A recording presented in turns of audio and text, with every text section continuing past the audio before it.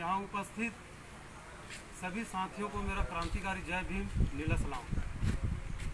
आज हम रुपेश पांडे के खिलाफ सस्पेंड की कार्यवाही मांग को लेकर के भूख हड़ताल में बैठे हैं। इसकी जानकारी हम आप सबको बता देना चाहते हैं। रुपेश पांडे सिमगा जनपद पंचायत का तत्कालीन सीओ ये संविधान निर्माता बाबा साहब डॉक्टर भीमराव अंबेडकर जी के बारे में आपत्तिजनक शब्द अपने सोशल मीडिया के माध्यम से फेसबुक अकाउंट में शेयर किया है, जिसकी शिकायत हम कलेक्टर महोदय, एसपी साहब और जिला पंचायत सीओ, एसडीएम साहब और जितने भी संबंधित विभागीय अधिकारी हैं सभी के पास शिकायत किए हैं।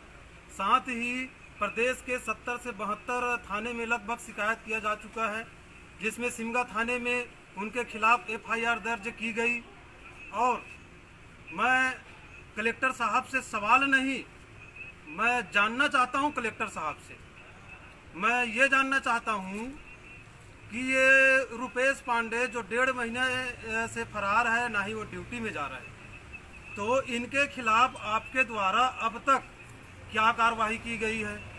मैं जानना चाहता हूं जिला पंचायत सीओ से, जो आपके विभाग का संबंधित सीओ है, तो आपके द्वारा कारण बताओ नोटिस जारी किया है, आखिर क्यों नहीं किया है। मैं जानना चाहता हूं उस कानून व्यवस्था से जो रुपेश पांडे 1 से 1.5 महीने से फरार चल रहा था, तो उसको गिरफ्तार क्यों नहीं किया।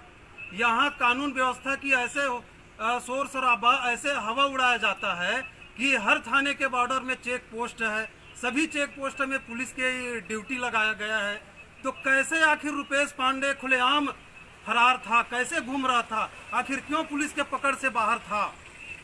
मैं जानना चाहता हूं वो एसडीएम साहब से, जो यहाँ का सिमगा का प्रशासनिक एक अधिकारी, सबसे बड़ा अधिकारी है सिमगा विकास खंड का, आप कलेक्टर भी उसको कह सकते हैं। तो मैं जानना चाहता हूं वो एसडीएम साहब से, धनीराम रात्रे जी से, जिन्होंने रुपेश पांडे को क्या एक शब्द कहा है कि रुपेश पांडे जी आप बाबा साहेब के खिलाफ कैसे आपत्तिजनक पोस्ट शेयर किए हैं, आखिर क्यों नहीं बोले।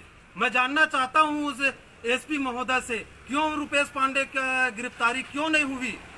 तो ऐसे कानून व्यवस्था का पूरे खुलेआम धज्जियां उड़ाने वाले यही गवर्नमेंट के अधिकारी कलेक्टर साहब है, यही एसपी साहब है, यही थाना प्रभारी सिमगा का साहब है और यही जिला पंचायत का सीओ है, जो सरकार का जो नियम,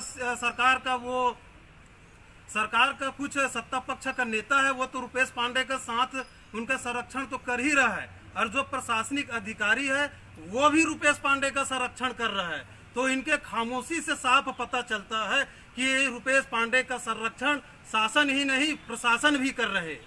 तो आपके खामोशी का कारण क्या है, आप क्यों स्पष्ट नहीं करना चाहते, आखिर क्यों रुपेश पांडे के खिलाफ कार्रवाई नहीं हो पा रही है।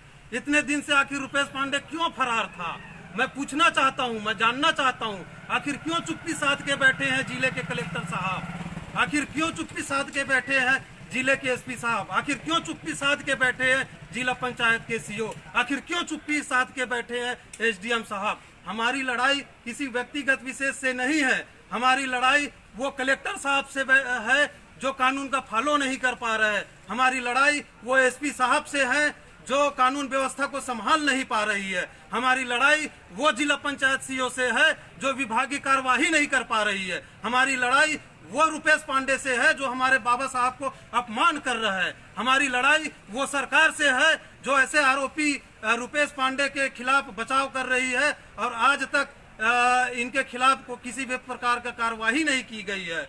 तो साथियों, हमारी भूख हड़ताल जब तक जारी रहेगा जब तक ये रुपेश पांडे के खिलाफ कोई ठोस कार्यवाही नहीं किया जाएगा।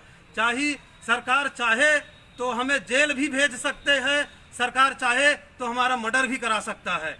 तो हम ये अभी बता देना चाहता हूँ, भूख हड़ताल में हम लोग 10 बजे के बैठे हैं, अभी 1:30 बजने जा रही है और अभी तक हमारी सुरक्षा के लिए एक भी पुलिस का जवान नहीं है।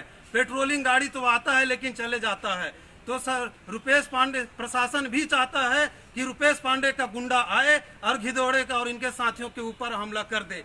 तो ऐसे प्रशासन और ऐसे शासन ये इनके मंशा स्पष्ट पता चल रहा है कि ऐसे बाबा साहेब के विरोधियों को संरक्षण दे रहे हैं और हमारे और हम जो अपने बाबा साहेब के मान सम्मान में आज भूख हड़ताल में बैठने पर मजबूर है, तो कहीं न कहीं हमें जिला प्रशासन के कलेक्टर महोदय के उनके निष्क्रियता के वजह से आज हम भूख हड़ताल में बैठने पर मजबूर हैं। यदि भूख हड़ताल स्थल में हमारी मौत हो जाती है तो देश यहाँ की सरकार का जवाबदारी तो रहेगी ही, शासन प्रशासन के भी जवाबदारी रहेगी। तो साथियों, आगे हमारा भूख हड़ताल ऐसे ही जारी रहेगा। जय भीम, जय संविधान, जय भारत।